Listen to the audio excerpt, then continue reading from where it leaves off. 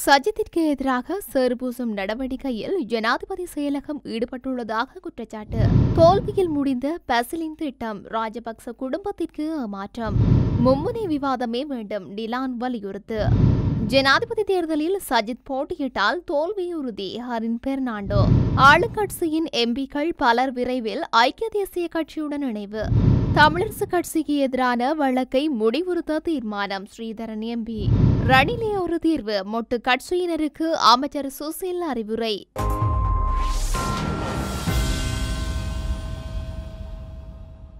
ஐக்கிய மக்கள் சக்தியின் தலைவர் சஜித் பிரேமதாசவிற்கு எதிராக சேறுபூசும் நடவடிக்கைகளில் ஜனாதிபதி செயலகம் ஈடுபட்டுள்ளதாக குற்றம் சுமத்தப்பட்டுள்ளது.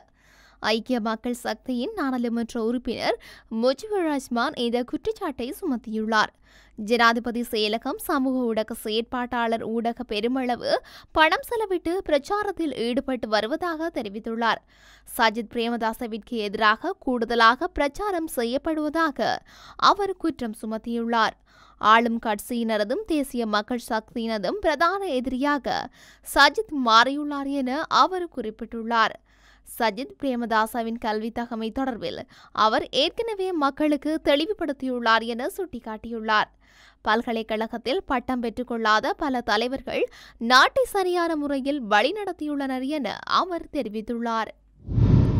நாடாளுமன்ற தேர்தலை நடத்துவதற்காக பசில் ராஜபக்ச உள்ளிட்ட ராஜபக்ச குடும்பத்தினர் தலைமையிலான 113 நாடாளுமன்ற உறுப்பினர்களின் கையொப்பம் பெற மீண்டும் ஒருமுறை முயற்சித்த போதிலும் அது தோல்வியடைந்துள்ளது. நாடாளுமன்றத்தை முன்கூட்டியே கலைக்க உறுப்பினர்கள் விரும்பாததால் அது பாதியிலேயே முற்றாக நிறுத்தப்பட்டுள்ளதாக தெரிவிக்கப்படுகின்றது. இந்த கையெழுத்து ஆவணத்தை ரணில் விக்ரமசிங்கவுடன் நடத்தும் பேச்சுவார்த்தைக்கு கொண்டு செல்ல திட்டமிடப்பட்டது. பொதுஜன பெரமுன கட்சியில் இல்லாத ஐக்கிய மக்கள் சக்தி கட்சி, தமிழ் தேசிய கூட்டமைப்பு உள்ளிட்ட ஏனைய கட்சிகளின் நாடாளுமன்ற உறுப்பினர்களின் ஆதரவை பெறுவதற்கு முயற்சிகள் மேற்கொள்ளப்பட்டதாக தெரிவிக்கப்படுகின்றது. தென் மாகாணத்தில் உள்ள பிரபல வர்த்தகர் ஒருவருக்கு விசேட பொறுப்பு வழங்கப்பட்டுள்ளதாகவும் அவர் ஐக்கிய மக்கள் சக்தி கட்சி உள்ளிட்ட கட்சிகளை சேர்ந்தவர்களுடன் இணக்கமாக செயற்பட்டாலும் அந்த முயற்சி முற்றாக தோல்வியடைவதாகவும் பசில் ராஜபக்சவிடம் தெரிவிக்கப்பட்டுள்ளது. இதனால் முதலில் நாடாளுமன்ற தேர்தலை நடத்த அனுமதி பெற வேண்டும் என்ற நோக்கம் தோல்வியடைந்துள்ளது.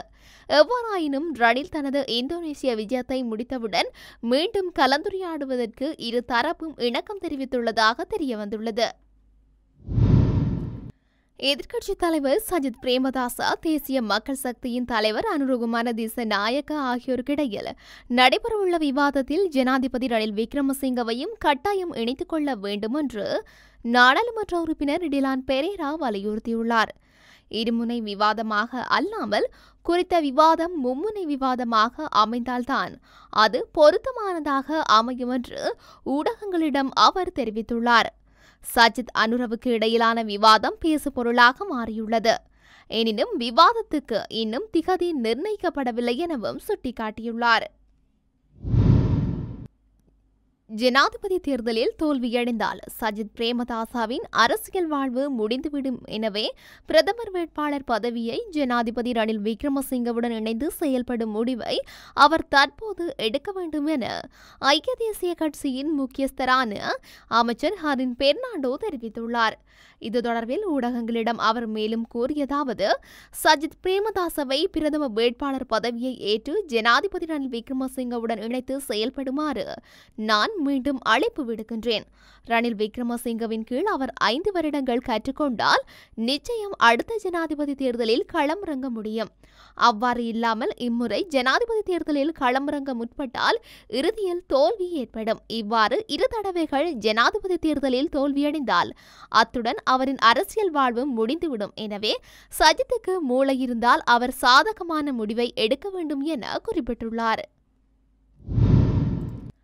ஐக்கிய தேசிய கட்சியுடன் ஆளுங்கட்சியின் எம்பிக்கள் பலர் விரைவில் இணையவுள்ளனர் என ஐக்கிய தேசிய கட்சி உறுப்பினரும் ஜனாதிபதி ஆலோசகருமான ஆசுமார சிங்க தெரிவித்துள்ளார். ஊடகங்களுக்கு கருத்து தெரிவிக்கையிலேயே அவர் மேற்கொண்டவாறு கூறியுள்ளார். அவர் மேலும் கூறுகையில், அரசமைப்பின் பிரகாரம் ஜனாதிபதி தேர்தலை முதலில் நடத்தப்படும் என்பதுடன் நாடாளுமன்றத்தை கலைப்பதற்கான கால எல்லை இன்னும் வரவில்லை. எனவே ஜனாதிபதி தேர்தல் முதலில் என்பது உறுதி. அக்டோபர் முதல் வாரம் அல்லது இரண்டாம் வாரத்தில் தேர்தல் நடத்தப்படக்கூடும். நாடாளுமன்றத்தை கலைக்குமாறு கோரிக்கை விடுக்கும் அதிகாரம் உறுப்பினர்களுக்கு இருந்தாலும் முடிவெடுக்கும் அதிகாரம் ஜனாதிபதிக்கே உள்ளது. ஆகவே நாடாளுமன்றத்தை கலைத்து தேவையற்ற பிரச்சினைகளுக்கு அவர் வழி சமைக்க மாட்டார். ஆளுங்கட்சியில் பெரும்பாலான உறுப்பினர்கள் ஜனாதிபதி தேர்தலையே முதலில் கோருகின்றனர் என தெரிவித்துள்ளார். நிவாரணங்களை வழங்கி வழக்கை முடிவுறுத்த கட்சியின் மத்திய செயற்குழு கூட்டத்தில் தீர்மானிக்கப்பட்டுள்ளதுடன் பொது வேட்பாளர் விடயத்தில் இன்னும் இறுதி முடிவு எட்டப்படவில்லை என நாடாளுமன்ற உறுப்பினர் சிவஞானம் ஸ்ரீதரன் தெரிவித்துள்ளார். தமிழரசு கட்சியின் மத்திய குழு கூட்டம் வவுனியா 2ஆம் குறுக்கு தெருவில் உள்ள விருந்தினர் விடுதியில் நேற்று இடம்பெற்றுள்ளது. இதன்பின் இடம்பெற்ற ஊடக சந்திப்பிலேயே அவர் மேற்கொண்டவாறு கூறியுள்ளார். அவர் மேலும் தெரிவிக்கையில், கட்சியின் முக்கிய விடயங்கள் தொடர்பாக ஆராய்வதற்காக மத்திய குழு கூடி ஆராய்ந்திருந்தது. எமது கட்சிக்கு எதிராக திருகோணமலையில் தொடரப்பட்ட வழக்கு தொடர்பாக பேசப்பட்டது. நீண்ட நேரம் அது தொடர்பாக கலந்துரையாடப்பட்டது. அந்த வழக்கை வழக்காளி கோருகின்ற நிவாரணங்களை வழங்கி எமது கட்சியினுடைய நிலைப்பாடுகளையும் நிலைநிறுத்தி இதுவரை காலமும் கட்சியில் மேற்கொள்ளப்பட்ட யாப்பினையுடைய அடிப்படை விவாதங்களின் திருத்தங்களுக்கு அமைய செயலாற்றி இருக்கின்றோமோ அதனை வலியுறுத்தி யாப்பின் அடிப்படையில் திரும்பவும் தலைவர் தொடக்கம் அனைத்து பதவிகளையும் தெரிவு செய்வது என ஏகமனதாக தீர்மானிக்கப்பட்டுள்ளது. ஆகவே வழக்கை மீள்பெற்றுக் கொள்வதற்கான ஒரு முடிவாக எதிராளியாக இருக்கும் நாங்கள் வழக்காளி கோரும் நிவாரணங்களை வழங்கி கட்சியை நாங்கள் எமது கைகளுக்கு கொண்டு வருகின்ற முயற்சியை எடுத்துள்ளோம்.